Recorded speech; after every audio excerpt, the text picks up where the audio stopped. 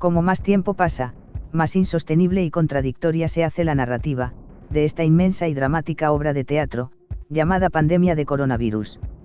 A continuación, les ofrecemos extractos de entrevistas a médicos, realizadas en el programa Milenio Life de Iker Jiménez, que exponen la gran mentira sobre los tests y pruebas sobre los que se sustenta la pandemia de COVID-19. Empecemos recordando este fragmento de un vídeo anterior, titulado, exponen involuntariamente una de las grandes mentiras del coronavirus. Se entrevistaba al doctor César Carballo, que nos decía lo siguiente.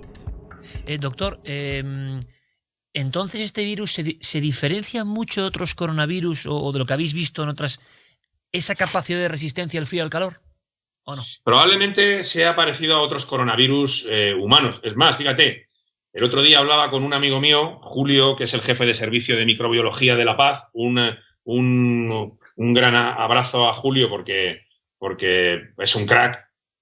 Y me decía un poco, además yo tenía muchas preguntas de los test, ¿no? Que bueno, esto cómo puede ser, ¿y esto cuánto dura? Y esto la sensibilidad, la especificidad, cosas muy técnicas. Y fíjate, me decía una cosa muy curiosa, y es que los test de las PCRs estaban dando positivos a muestras congeladas de 2017. Claro, tiene su explicación, Tiene su explicación. Hay coronavirus humanos que no son ¿no? Sí. Que no son el SARS-CoV-2, ¿no? Claro. Que tenemos aquí, ¿no? Y efectivamente, hay PCRs que salen positivas a otro tipo de coronavirus, porque imagínate, nosotros lo que buscamos por la PCR es un trozo de ARN, pero es que ese trozo de ARN puede ser igual que de otro coronavirus, porque son de la misma familia. Entonces hay PCRs que salen positivas, que la gente me entienda, ¿no? Es una cosa muy rara, pero que fíjate que les estaban dando positivas PCRs, pruebas con muestras de hace años, ¿no? Entonces, efectivamente, ahí puede haber sensibilidad cruzada, ¿no? Entonces, bueno, pues igual que, por ejemplo, con las IgMs, habría que ver qué especificidad tienen las IgMs frente al COVID-2, bueno, a frente a otros coronavirus. Yo creo que sí distinguen, Pero bueno, es que también en tema de pruebas estamos un poco faltos de evidencias, ¿no? Parece que la sensibilidad, la especificidad son cosas muy importantes. Es decir, según se expone en esta conversación, el doctor Carballo confirma de forma involuntaria que cualquier coronavirus que llevemos en el cuerpo, incluidos los más inofensivos, darían positivo por COVID-19 si nos hicieran una prueba PCR, la que se supone que es la prueba diagnóstica más precisa de entre las disponibles. En este caso, un coronavirus congelado en el año 2017, dio positivo por COVID-19, antes de la presunta aparición del SARS-CoV-2. Ahora, veamos lo que nos ha dicho el doctor David Andina, pediatra de urgencias, en el mismo programa. Pues cuando hay un caso en el domicilio, pues hay que intentar evitar la transmisión al domicilio. Pero yo eso, por la experiencia que estoy viendo, es bastante complicado. Claro. Pero la verdad es que es muy difícil porque el virus se transmite relativamente fácil y en un domicilio muchas veces se intenta, pero es complicado evitar los casos dentro de la misma familia. Quédense con este concepto, es muy complicado impedir la transmisión del coronavirus dentro de un domicilio. Pero a continuación, nos exponen el siguiente caso. Hay casos que en una misma familia, nos dice Begoña, por ejemplo, que ella conoce a un niño, 3 años, antes del confinamiento, estuvo constipado, resfriado, fiebre, le dieron aerosoles, al final le hacen las pruebas y da positivo en COVID. Tanto sus padres como la cuidadora dan negativo. Entonces hay mucha gente que no se lo explica, ¿no? Porque la madre, el padre han estado en contacto, la cuidadora han estado en contacto continuo con él y los padres no están contagiados. Esto. Recuerden, nos acaba de decir un doctor, que es muy complicado impedir la transmisión del COVID-19 en el interior de un domicilio. Entonces, ¿cómo se explica el caso de este niño que dio positivo, y sus padres y cuidadora dieron negativo?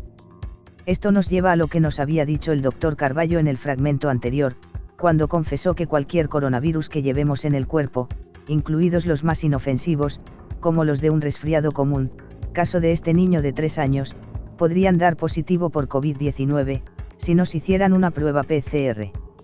Es decir, cualquier cosa, al menos en niños, puede ser confundida con el COVID-19. algo que vendría a confirmar el siguiente fragmento de la entrevista. Hay muchísimas preguntas. Una que es fundamental es los detalles que pueden hacer intuir a los padres, doctor, porque esto también me lo he preguntado mucho. Un niño puede tener una gripe, un niño puede tener lógicamente cualquier tipo de contagio de algo, pero ¿cuándo deberíamos sospechar o qué elemento concreto unos padres que ven que el crío, y ahora está el miedo de acudo al hospital, voy, no voy, el niño es una enfermedad completamente normal, digamos, es coronavirus? ¿Puede haber algún signo de alarma real para el coronavirus?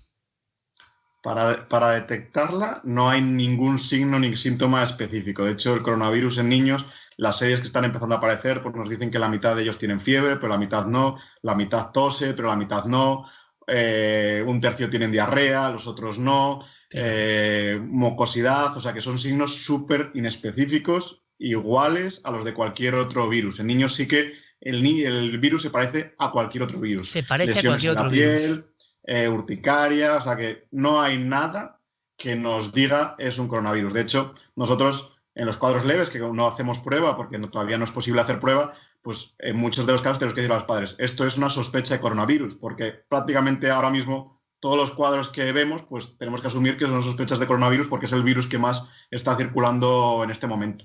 Por lo que estamos viendo, toda la narrativa relativa a la pandemia se sustenta en inconsistencias como la que nos acaban de exponer.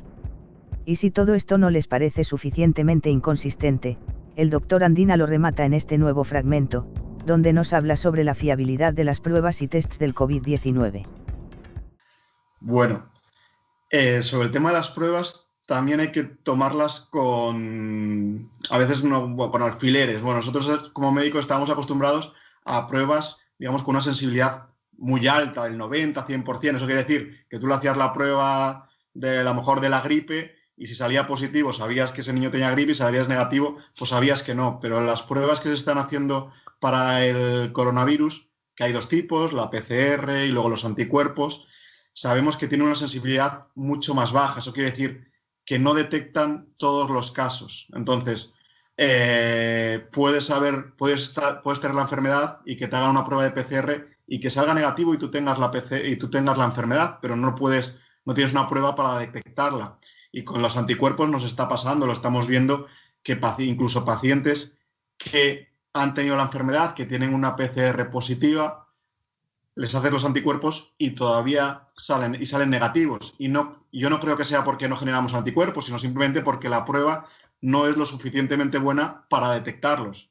Y es que daros cuenta que todas estas pruebas se están desarrollando corriendo lo más rápidamente posible y no da tiempo a tener esos controles de calidad o de efectividad o de fiabilidad que tienen pruebas que llevan años o decenas de años haciéndose. Entonces es un problema porque tampoco tenemos las pruebas perfectas. Las tendremos a lo mejor en algún día, pero ahora no las tenemos tampoco. Reunamos todo lo que nos han dicho estos médicos y saquemos conclusiones. Los doctores nos han dicho que las pruebas o tests para detectar el SARS-CoV-2 no son fiables, debido a que tienen una sensibilidad muy baja. Nos han dicho que las pruebas PCR no detectan todos los casos de infección. Es decir, no detectan todos los casos que los médicos presuponen que debería haber. Nos han confesado que una prueba PCR, la más precisa de todas las disponibles, puede confundir un coronavirus cualquiera, como el que provoca un resfriado común, con el SARS-CoV-2, generando un falso positivo. A la vez, los doctores sostienen que una prueba de anticuerpos puede dar negativo, aunque el paciente esté realmente infectado de SARS-CoV-2. ¿Y cómo pueden saber los doctores que un paciente está realmente infectado de SARS-CoV-2, si la prueba de anticuerpos da negativo? Pues haciéndole una prueba PCR que dé positivo, que como hemos visto, puede dar un falso positivo al confundir la presencia de SARS-CoV-2 con la de otro coronavirus. Se hacen una idea de lo que está sucediendo. Cuando sumamos todas las piezas, lo que nos están diciendo estos doctores, es que se consideran erróneas aquellas pruebas de COVID-19 que den negativo, porque las comparan con una prueba PCR, que sabemos que tiende a dar falsos positivos. Conclusión, toman como referencia aquellas pruebas que tienden a dar falsos positivos por COVID-19, y que por lo tanto, sobredimensionan el alcance real de la pandemia. Pero demos un paso atrás. Supongamos que nuestra interpretación es errónea, y centrémonos exclusivamente en lo que nos han dicho los doctores, sin realizar deducciones propias. Entonces, lo que nos están diciendo estos doctores, es que con las mismas pruebas podemos dar positivo por COVID-19 cuando deberíamos dar negativo, y simultáneamente, también podemos dar negativo por coronavirus cuando deberíamos dar positivo. Es decir, las mismas pruebas o tests, pueden dar simultáneamente falsos positivos y falsos negativos. Entonces, ¿por qué demonios insisten tanto las autoridades en que la población debe someterse a tests masivos, si es obvio que estos tests no son fiables en absoluto? Recordemos, son los doctores los que nos confiesan que los tests no son fiables. Háganse las siguientes preguntas. ¿Están ustedes dispuestos a someterse a tests y pruebas tan poco fiables, que en el mejor de los casos pueden llevarlos a ser confinados sin estar enfermos, o en el peor de los casos, a ser tratados con agresivas medicaciones? ¿Qué consecuencias puede tener para nuestra salud que nos traten por COVID-19, con una medicación tan agresiva como la que se aplica, si damos un falso positivo?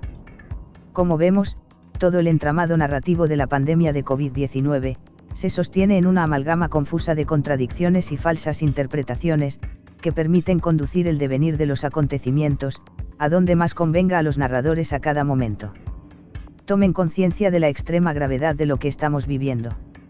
En base a todas estas inconsistencias, han hundido literalmente la economía mundial, con la colaboración criminal de todos los gobiernos y formaciones políticas, incluidas las de la oposición, y con la colaboración adicional de un ejército de esbirros en todos los ámbitos, desde el periodístico al científico. En base a estas contradicciones tan flagrantes, han destruido los sueños, proyectos, vidas y futuro, de una gran cantidad de personas y familias. Es obvio, no lo vamos a negar, que vivimos una gran tragedia, en la que hay fallecidos y enfermos, y mucha gente que muere sola en hospitales o residencias, sin poder despedirse de sus seres queridos. Es algo inhumano. Pero lo que estamos denunciando aquí, es que en realidad no sabemos de qué está muriendo toda esa gente, porque la narración que lo sustenta todo es tan confusa y contradictoria, que no hay manera de saber dónde empieza la verdad y dónde termina la mentira. Y con ello, se hace muy difícil deducir cuál puede ser el próximo capítulo de este plan macabro, aunque apunta en la peor de las direcciones. En estos momentos, tenemos a cientos de miles de personas aplaudiendo de buena fe este engaño, creyendo que los sanitarios son unos héroes, cuando en realidad, tal y como nos demuestran estas entrevistas, los pobres, apenas saben lo que hacen. Y en el caso de que ahora apareciera un médico valiente, denunciando estas contradicciones y exponiendo sus dudas sobre la auténtica naturaleza de esta pandemia, sería atacado de forma inmisericorde, tanto por la gente crédula y servil que aplaude en los balcones, como por sus propios compañeros de profesión. Sería linchado precisamente por culpa de esta campaña de ovaciones y aplausos acríticos, que han dejado de ser una muestra de agradecimiento, para convertirse en un chantaje emocional, diseñado para acallar cualquier atisbo de análisis crítico de la situación. Como venimos denunciando, toda esta maniobra forma parte de un plan a gran escala para resetear el sistema económico, social y político, y llevar el mundo a un nuevo orden global, caracterizado por la opresión y el control más absolutos sobre la población, y en el que nuestras vidas no valdrán absolutamente nada. Hay gente que lleva años advirtiendo sobre esto. Y les podemos asegurar que en estos momentos, cada aplauso acrítico a los sanitarios, y cada acatamiento servil de las restricciones impuestas por las autoridades, representan un nuevo clavo en nuestro ataúd. Están en juego nuestros derechos, nuestras libertades y nuestro futuro. El tiempo para reaccionar, se agota con gran rapidez.